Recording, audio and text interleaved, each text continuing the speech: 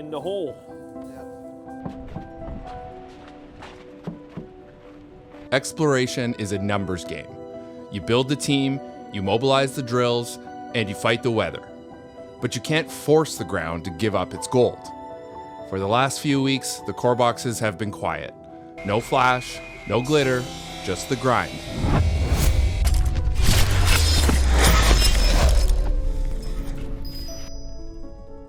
Well, we're rolling into the middle of February now, and other than the weather, which of course is always unpredictable, things are going generally according to plan. We've had some success. We've also had some holes that came as no surprise to anyone who's been in this business long enough. But that's just the nature of the beast, and to be more precise, the nature of this type of deposit, which can be very unpredictable. Veins in themselves can be broken, especially if there's later deformation. But you can't give up. I mean, we know there's a gold. We know this is a gold-bearing system, a significant gold-bearing system. And with each box we open every morning, as you can see, there's that glimmer of hope that the next box you open will have something that we're looking for. But we just have to keep going, right? I mean, that's the plan. And I mean, we've been here many times in the past 5 or 6 years, and we're confident that with the new team and some new thoughts and new ideas, we're still trying to get the airborne survey underway. But again, that's the weather to help us, sharpen some targets a little more off the beaten track that we've been testing to date. So we just have to live as we do every day, and that's with the hope that each hole will bring not a new discovery, but certainly more mineralization that will certainly keep the fires burning here, and as we move forward, ultimately to find a significant gold deposit at Moosehead. But a quiet hole is not a wasted hole. Every meter we drill helps us build the map. While the drills probe the deep rocks, we're flying a massive magnetic survey to scan the entire property from the sky. We are systematically closing the net.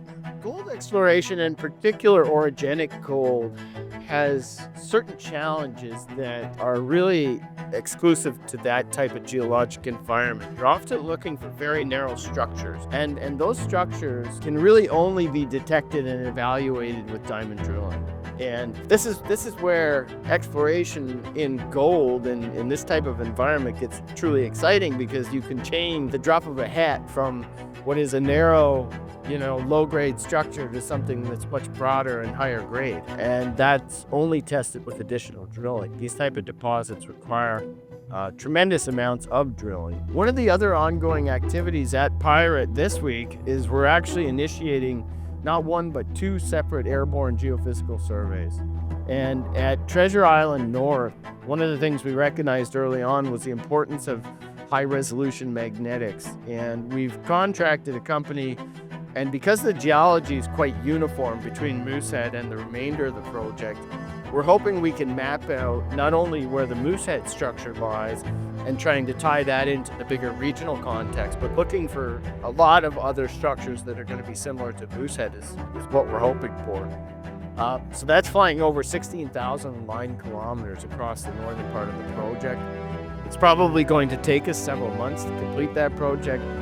Today, the weather's not fantastic. This is central Newfoundland. You're going to have days where the helicopters aren't able to get airborne. The best part of this is when you get surprises, like we had in drill hole 28. Something new, something you weren't expecting. And then the patience pays off. The geology changed. The gray rock shattered and the white quartz veins came flooding in. The system is alive. In 2026, we shifted gears a little bit. We moved the drills outside of Western Trend, and we started looking again more regionally.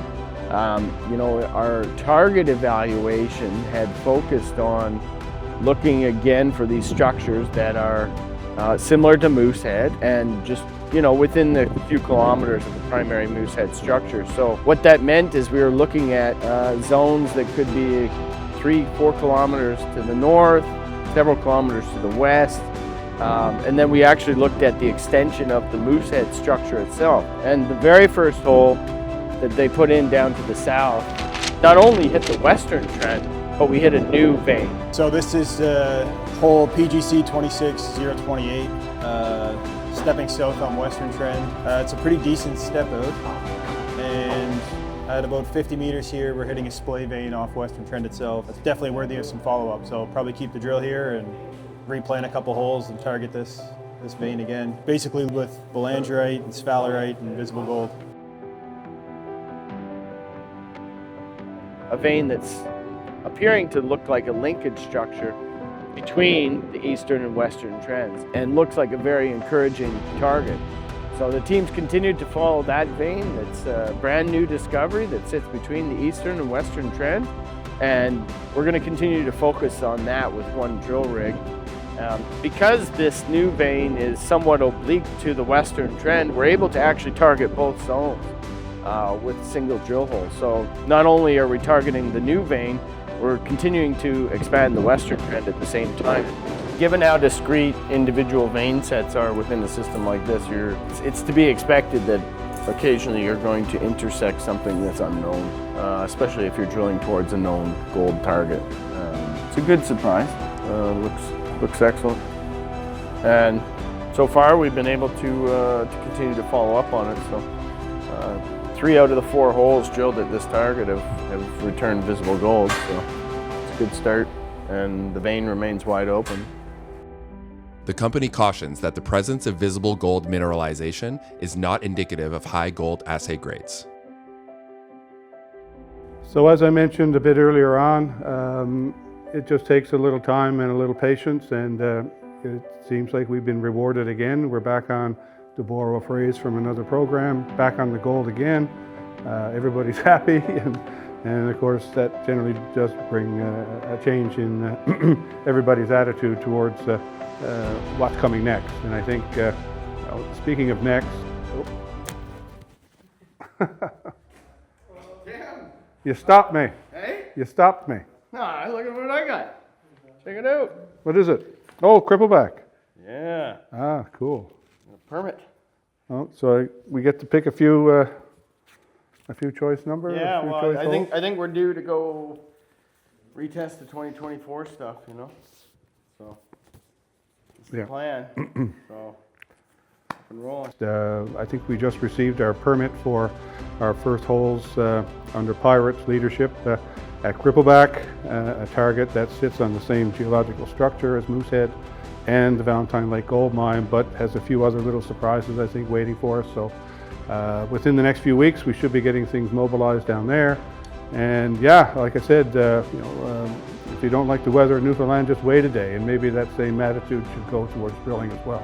Just wait a day, and you'll be rewarded. But anyway, it looks like we're back on track, and hopefully now with another few hits, we can trace out this zone a bit further. I believe the western trends is shaping up to be a really significant zone. That's where we've been focusing, and could rival the eastern trend as perhaps the most significant zone to date on the Moosehead property.